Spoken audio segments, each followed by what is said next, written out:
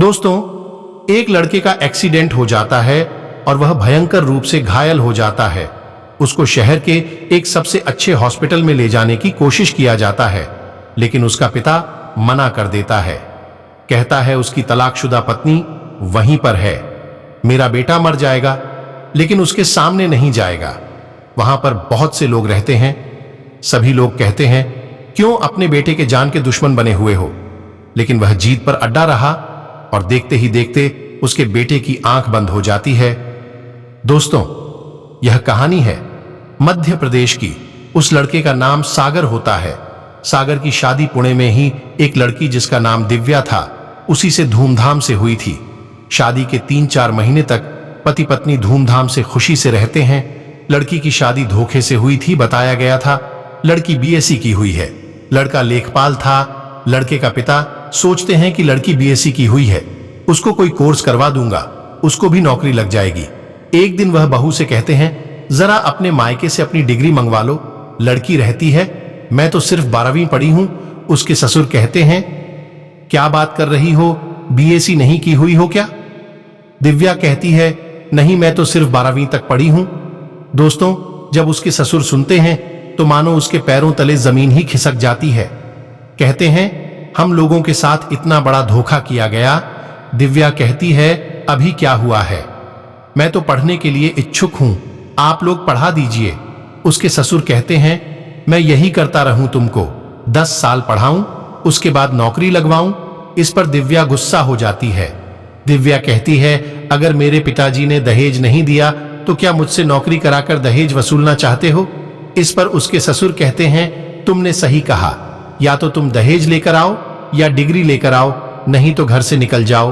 दोस्तों, ये बातें सागर भी सुन रहा था, लेकिन उसकी हिम्मत नहीं हो रही थी कि वह अपने बाप के सामने बोले। ओ, दिव्या को बहुत चाहता था। दिव्या से जो बर्ताव हो रहा था वह बिल्कुल भी सहन नहीं कर पा रहा था।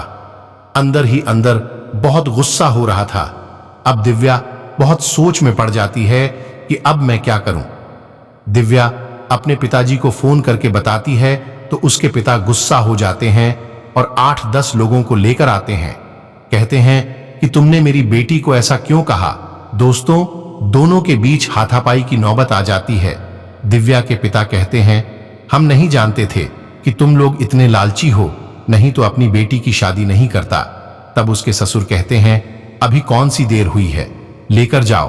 तब उसके पिता कहते हैं, हाँ, मैं तो लेकर जाऊंगा ही, लेकिन तुम लोगों को चैन से जीने नहीं दूंगा। दिव्या के पिता दिव्या को घर लेकर चले जाते हैं। मामला बिगड़ जाता है। दिव्या और सागर एक दोनों को चाहते थे, एक दूसरे से प्रेम करते थे, लेकिन बापों की नासमझी से ये दोनों अलग हो जाते हैं। दिव्या बहुत सोच में पड़ जाती है, लेकिन उसके पिता कहते हैं, बेटा कोई बात नहीं, मैं तुम्हें तो पढ़ाऊंगा ही, लेकिन उस घर में दोबारा नहीं भेजूंगा। दोस्तों, दिव्या नर्सिंग का कोर्स करने के लिए भोपाल चली जाती है। दिव्या का कोर्स पूरा होता है और पुणे आ जाती है और सबसे बेहतरीन हॉस्पिटल में वह नौकरी करने लगती है। दिव्या बहुत ही मेहनत से पढ़ी हुई थी, तो अपनी नौकरी बहुत ही समझदारी से एक डॉक्टर के बराबर करती थी।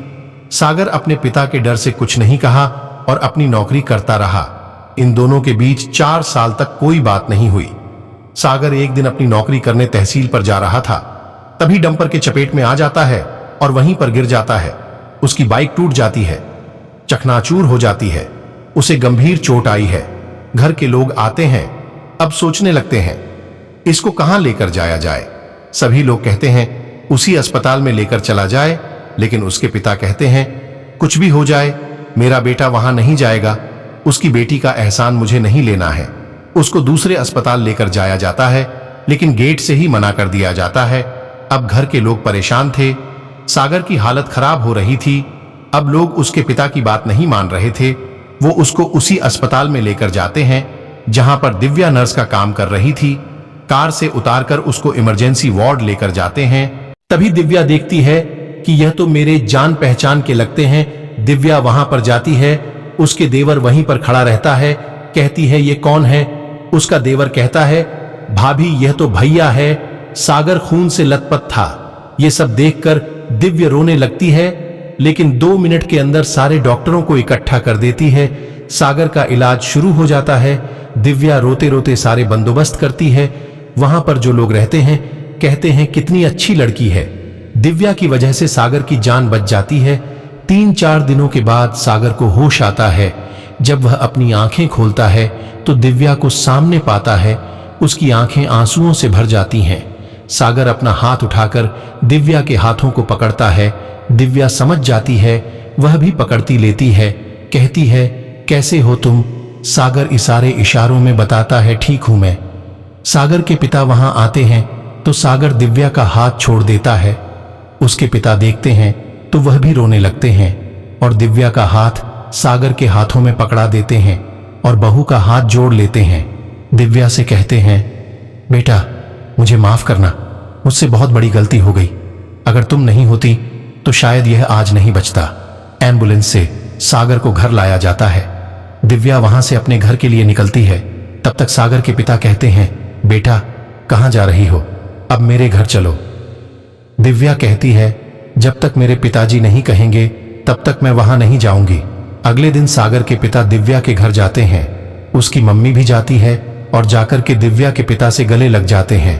कहते हैं, हमको माफ करिए, मैं नहीं समझ पाया था। उसकी मम्मी भी हाथ जोड़कर माफी मांगती है। कहती है, अगर इस जन्म में नहीं माफ करेंगे तो मेरी अंतरात्मा कई जन्मों तक भटकती रहेगी। उसके पिता कहते हैं, कोई बात नहीं, गलती इंसान से ही होती है। दोस्तों, अगले दिन दिव्या की विदाई होती है। दिव्या सागर की अच्छे से देखभाल करती है और तब से सब लोग अच्छे से रहने लगते हैं।